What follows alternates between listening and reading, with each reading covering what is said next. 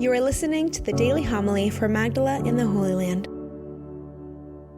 Mary Magdalene and the other Mary went away quickly from the tomb, fearful yet overjoyed, and ran to announce the news to his disciples.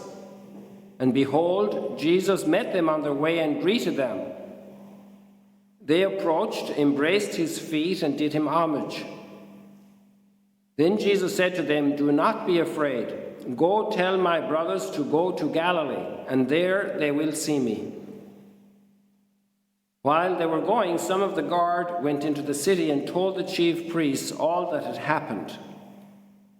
The chief priests assembled with the elders and took counsel.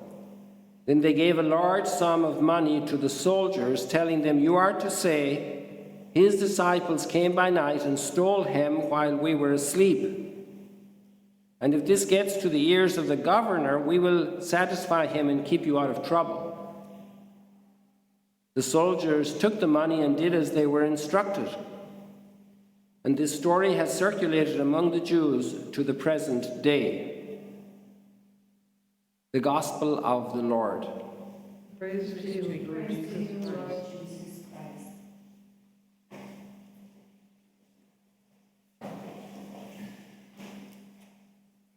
We read a special text before the Gospel, which was particularly read yesterday in the Feast of the Resurrection, and it's an optional, which in some countries is actually always read during the octave of Easter, and it is a poem, a hymn, an ancient hymn, and it captures a lot of the richness of the resurrection.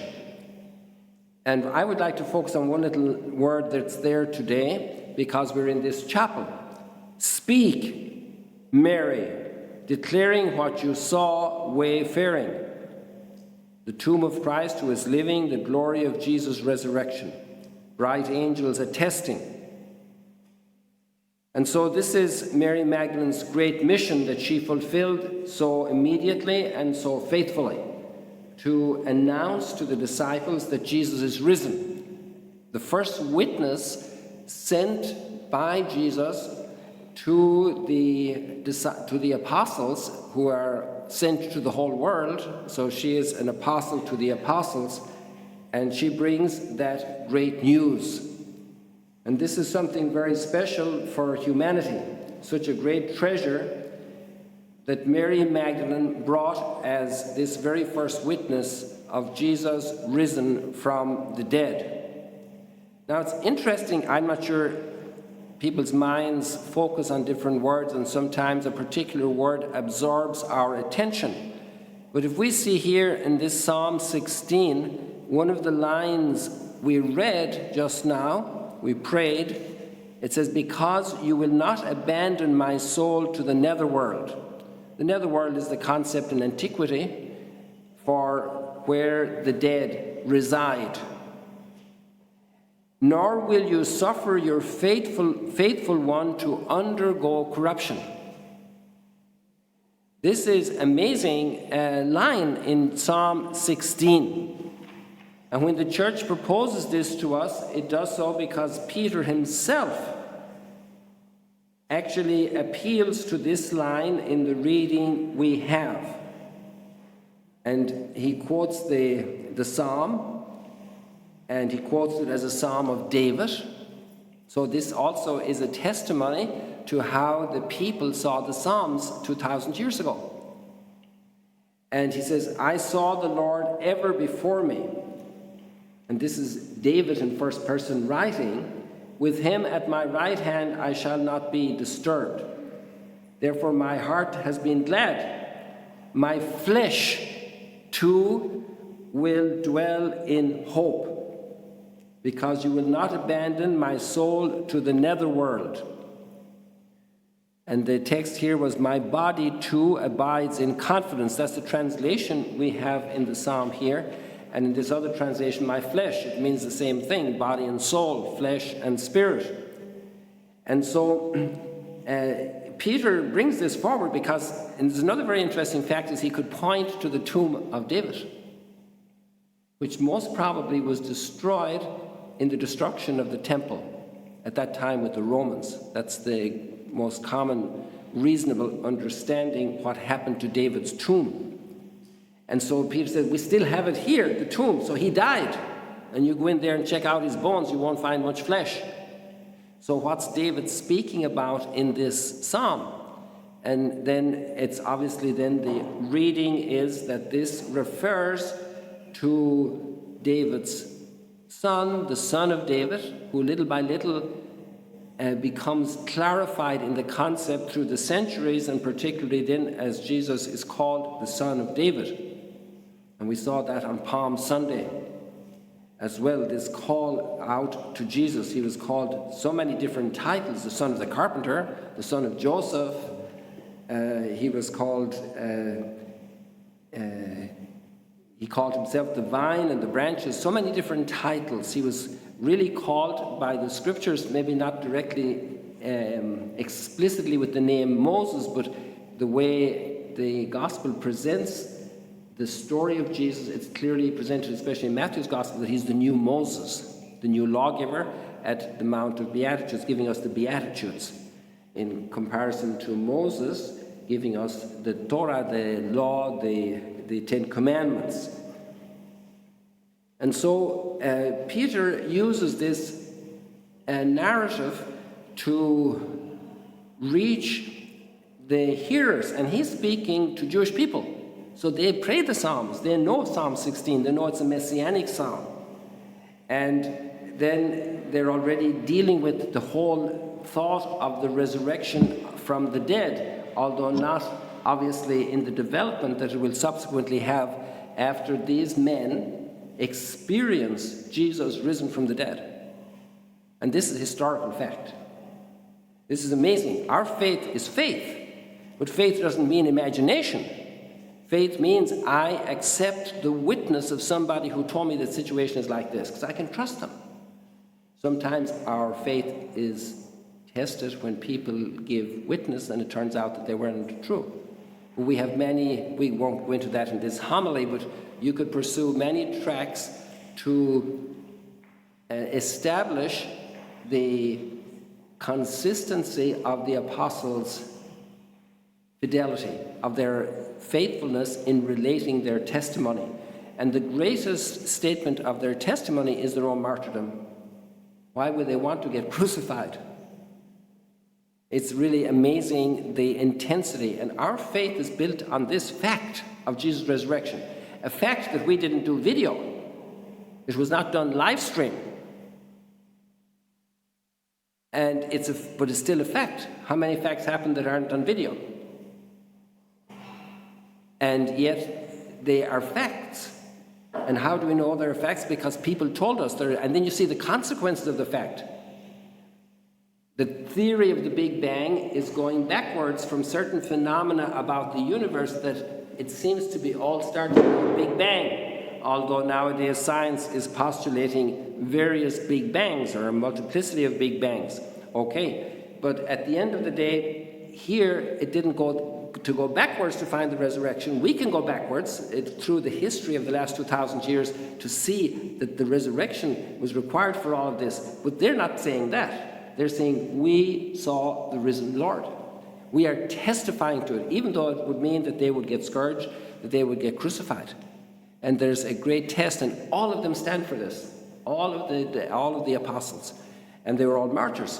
So this is also a very interesting fact. Then if we go through the transformation of the Roman Empire, through what happened here, it's also an amazing fact.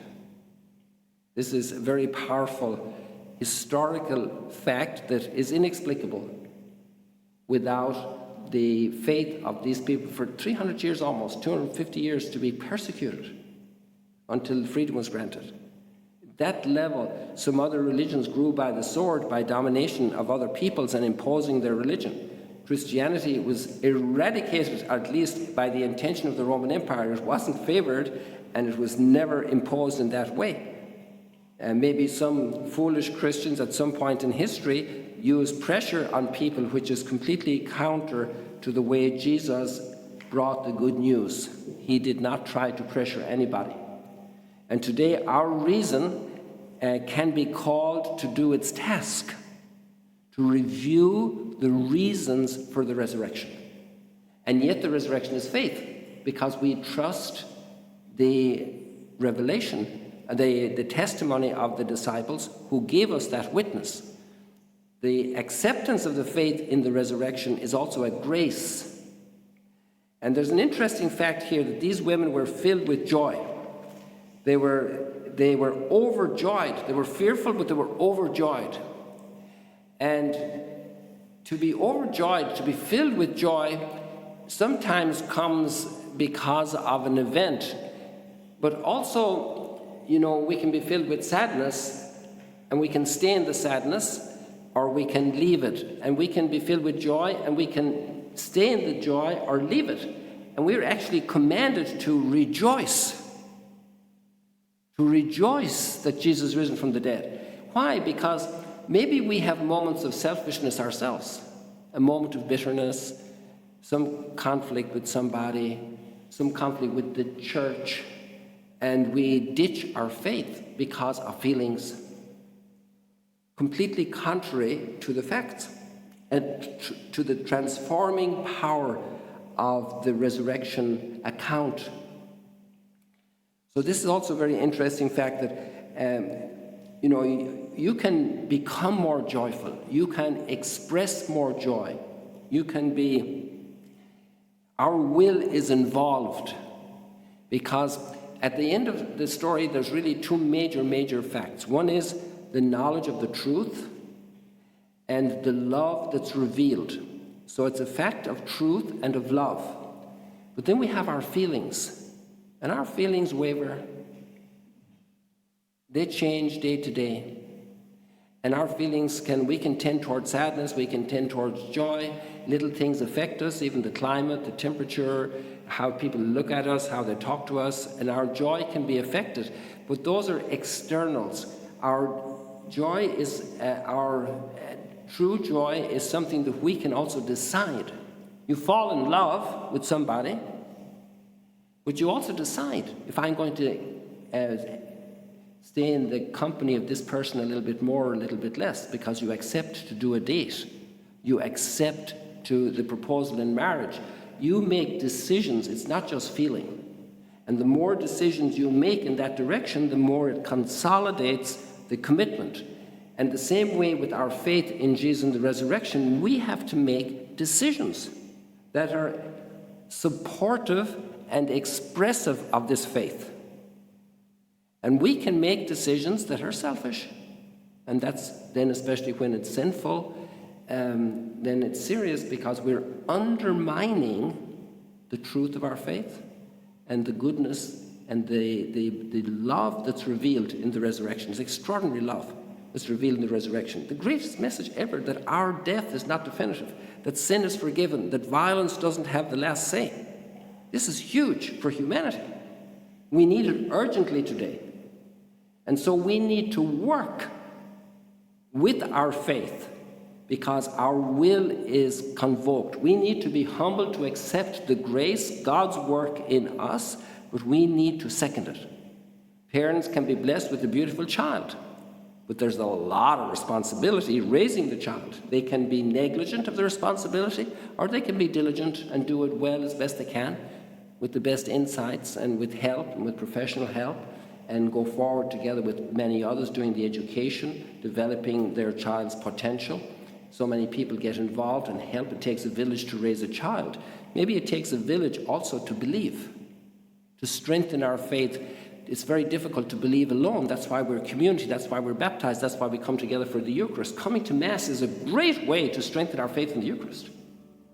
Taking time to pray, to read the Gospel, to try to understand it, to receive a good explanation about it. All of these are brilliant ways to continue growing in our faith. Thank you for joining us today. If you want to learn more about Magdala, follow us on YouTube and on Facebook.